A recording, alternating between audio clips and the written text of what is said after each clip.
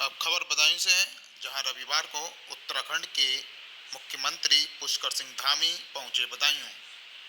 उन्होंने बदायूं पहुंचने के बाद बदायूं से भाजपा प्रत्याशी दुर्वेंद्र सिंह साक के रोड शो में किया जन समर्थन।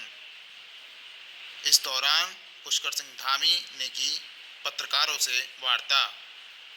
आपको बताते चलें, बदायूं में ये रोड शो बदायूं के तमाम स्थानों से होता हुआ बदायूं क्लब पर समाप्त हुआ। इस दौरान पुष्कर सिंह धामी, भाजपा के प्रत्याशी बदायूं दुर्वेंद्र सिंह साके, महेश चंद्र गुप्ता समेत अन्य जनप्रतिनिधि एवं नेता मौजूद रहे। ज़्यादा जानकारी के लिए देखते रहिए अमर प्रभात। धन्यवाद।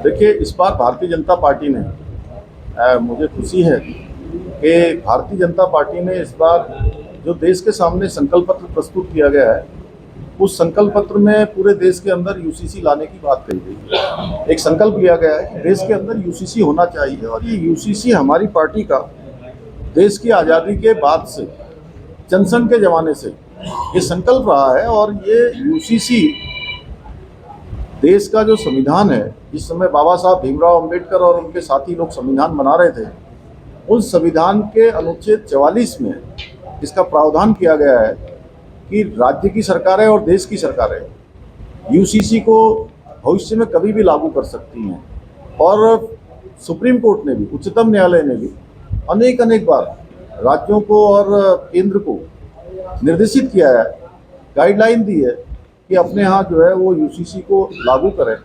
और ऐसे बहुत सारे केस हैं, सायरा बानू केस है, केशव भारती के केस हैं, अनेक केसों में सुप्रीम कोर्ट की भी इसमें डायरेक्शन आई है। और हमने उत्तराखंड के चुनाव में, जो विधानसभा का आम चुनाव हुआ था, उस चुनाव में ये संकल्प लिया था कि नई सरकार गठन होते ही हम उत्तराखंड के अंदर, कोई किसी जाति का होगा, किसी धर्म का होगा, किसी वर्ग का होगा, किसी संप्रदाय का होगा, उत्तराखंड में रहने वाले हर एक व्यक्ति के लिए एक समान कानून बनाएंगे।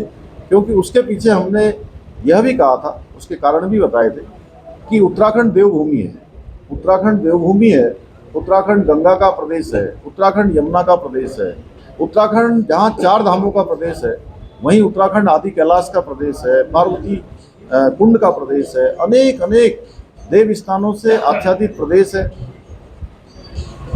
इसके साथ साथ उत्तराखंड 2 अंतर्राष्ट्रीय सीमाओं से लगा हुआ प्रदेश है।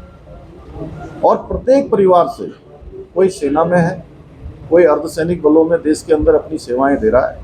इसलिए हम सबके लिए एक समान कानून लाएंगे। उत्तराखंड की देवतुल्य जनता ने, हमारे प्रधानमंत्री मोदी जी के नेतृत्व में हम चुनाव में गए थे, हमको मैंडेट दिया, हमको आशीर्वाद दिया। और उत्तराखंड के इतिहास में पहली बार किसी भी राजनीतिक दल को लगातार दूसरी बार सरकार में लाकर उन्होंने सेवा करने का अवसर प्रदान किया।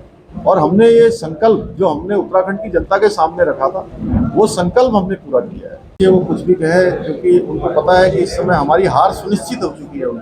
उनके सारे हथकंडे फेल हो गए हैं। वो कभी कहते हैं संविधान बदलने वाले हैं, कभी आरक्षण खत्म करने वाले हैं। इसलिए अब इनके पास कोई, इनके तर्कस में तीर नहीं बचे हैं। इनको पता है 4 जून को जब परिणाम निकलेगा तो मोदी जी ऐतिहासिक मतों से जीतकर देश के प्रधानमंत्री। राहुल गांधी ने नॉमिनेशन करा दिया है। एक थोड़ा ये भारतीय जनता पार्टी में जो भी आएगा वो एक प्रोसेस के तहत आएगा, एक पार्टी चलाने का काम नहीं करेगा। यहाँ पर अंतर यह है कि अगर हम समाजवादी पार्टी की बात करें तो समाजवादी पार्टी में एक परिवार ही पार्टी को चलाने का काम करता है। भारतीय जनता पार्टी में कोई परिवार पार्टी नहीं चलाता है। समाजवादी पार्टी ज़्यादा ऐसे मामलों में अभी मुकदमे दर्ज किए गए हैं और इसमें हम कड़ी कार्रवाई कर रहे हैं। कल भी मैंने इस पर बहुत बड़ी समीक्षा बैठक की है। पूरे प्रदेश के सभी जिलाधिकारी थे, शासन के अधिकारी थे, सब विभागों के लोग थे और सबकी जिम्मेदारी हमने तय की है कि एक सप्ताह के अंदर, ये हमारे लिए चुनौती भी है क्योंकि 4 धाम यात्रा भी हमारी शुरू हो रही है और पूरे देश दुनिया के लोग इस समय उत्तराखंड आते हैं। पर्यटकों का भी आना जाना बढ़ जाता है, ये पर्यटकों का भी सीजन है, इसलिए हम उसको प्राथमिकता से ले रहे हैं।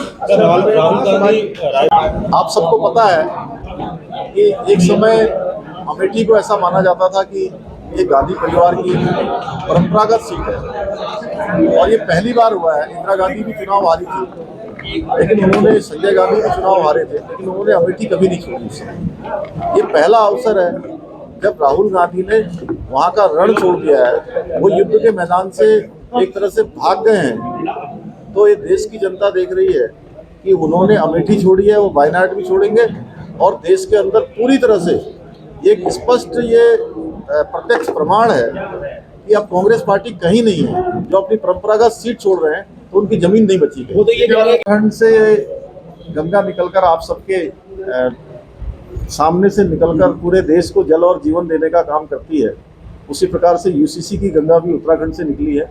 ये पूरे देश को लाभान्वित करेगी। अच्छा, ये नैनीताल में